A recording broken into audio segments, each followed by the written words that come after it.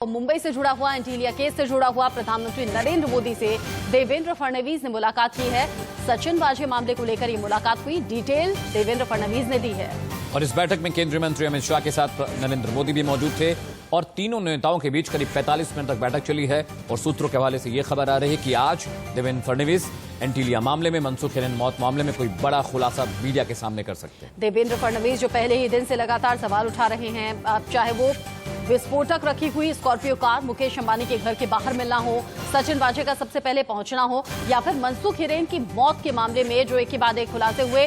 देवेंद्र फडणवीस पहले दिन से कह रहे थे कि मामला सस्पिशियस है, सचिन वाजे को लेकर सवाल करते रहे। सचिन वाजे को हिरासत में लेकर पूछताछ हुई, लंबी पूछताछ के बाद गिरफ्तारी हो गई है। और अब सचिन वाजे का जो रुख अब तक है, पूछताछ में सहयोग न करना या फिर बातों को टाल मटोल करना। देवेंद्र फडणवीस कह रहे हैं सचिन वाजे तो महज एक मोहरा है, ऊपर बड़े आका बैठे हैं, उन तक पहुंचना जरूरी है। राहुल गौतम ज्यादा अपडेट के साथ जुड़ गए हैं इसी खबर पर हमारे साथ। राहुल, देवेंद्र फडणवीस और प्रधानमंत्री गृह मंत्री अमित शाह की मुलाकात हुई है तो क्या बात हुई है? देवेंद्र फडणवीस और क्या कुछ बड़ा खुलासा कर सकते हैं? इनपुट क्या है? देखिए, देवेंद्र फडणवीस शुरू से ही इस मामले को लेकर ऐसा लग रहा था कि वो महाराष्ट्र गवर्नमेंट से ज्यादा जानते हैं।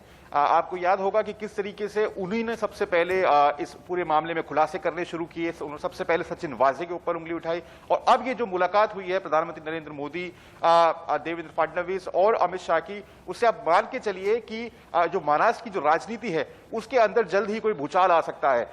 सचिन वाजे तो चले गए, सचिन वाजे जेल में है, जो परमबीर सिंह है वो जा चुके हैं। क्या ये सारा मामला यहां पर थम जाएगा कि या फिर इसमें और लोग भी नपेंगे?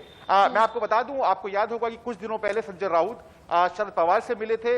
यहां दिल्ली के अंदर कई मुलाकातें हुई थी, महाराष्ट्र मुंबई के अंदर कई मुलाकातें हुई थी और सबका कहना यह था कि क्या गाज अनिल देशमुख पर भी गिरेगी, क्योंकि जिस तरीके से इस पूरे मामले को हैंडल किया गया, एक हाई प्रोफाइल इंडस्ट्रीज इन्वॉल्व है और जिस तरीके से आप मान के चलिए कि छूट दी गई सचिन वाजे को पूरी तरीके से कि वो अपने हिसाब से काम करे, तो आप मान के चलिए कि आने वाले समय के अंदर जो महाराष्ट्र की राजनीति है वो करवट ले सकती है। और इसीलिए देवेंद्र फडणवीस ने जो अपने जो सीनियर लीडर्स हैं, उथल-पुथल मचनी शुरू हो गई है। राहुल, महाराष्ट्र सरकार में उथल-पुथल मची हुई है। आप कह रहे हैं कि कुछ बड़े लोगों के नाम सामने आ सकते हैं, कुछ और नाम सामने आने के बाद ये उथल-पुथल और बढ़ सकती है। नजर आप रखिएगा इस बड़ी खबर पर, आगे फिर आपसे अपडेट लेंगे। एक और बड़ी खबर है इसी मामले से जुड़ी हुई।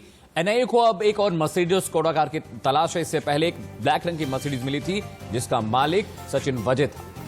जांच एजेंसी एनआईए लगातार दावे कर रही है कि इस केस में और गुत्थियां जो उलझी हुई हैं उन्हें सुलझाएंगे। बड़े खिलाड़ियों के इशारे पर ही सचिन वाजे काम कर रहा था, इसीलिए इतना बैकअप था, इतना सपोर्ट था। अब तक स्कॉर्पियो, इनोवा और काले रंग की मर्सिडीज एनआईए के कब्जे में है, लेकिन अब खबर यह कि एक और मर्सिडीज और स्कोडा कार की तलाश एनआईए को है।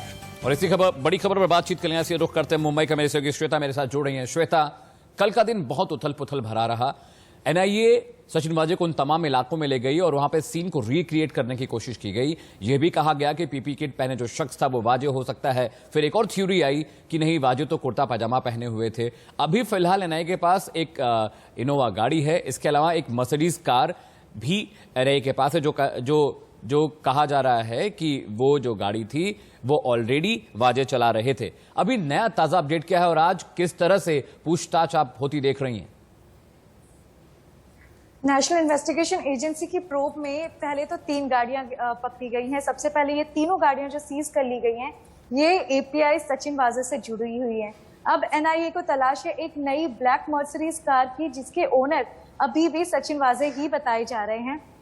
आपको बता दें, जिस तरीके से हमने देखा विपक्ष हमलेवार हुआ और सबसे पहले देवेंद्र फडणवीस ने ही इस बात की पुष्टि की थी कि किस तरीके से सचिन वाजे इर्द गिर्द वो पूरे क्राइम सीन के नजर आए थे और मनसुख हिरेन से उनके क्या ताल्लुकात हैं, ये भी देवेंद्र फडणवीस ने बताया था। और इसके साथ ही सबसे बड़ी अपडेट ये है कि जब डाइटम टेस्ट रिपोर्ट देखी गई तो उसमें टिश्यू सैंपल्स जो पाए गए हैं वो ये खुलासा करते हैं कि जब मनसुख हिरेन पानी में गिरे तब वो जिंदा थे। अब ये सबसे बड़ा सवाल उठता है, क्योंकि जब विमला हिरेन, उनकी पत्नी, ने भी बताया था कि मनसुख हिरेन तैरना जानते थे, ऐसे में सबसे बड़ा सवाल यह भी उठता है अमित कि वो पानी में गिरे या उन्हें गिराया गया। ये सबसे बड़ा हत्याकांड हो सकता है जो महाविकास अघाड़ी सरकार को गिराने के लिए काफी है।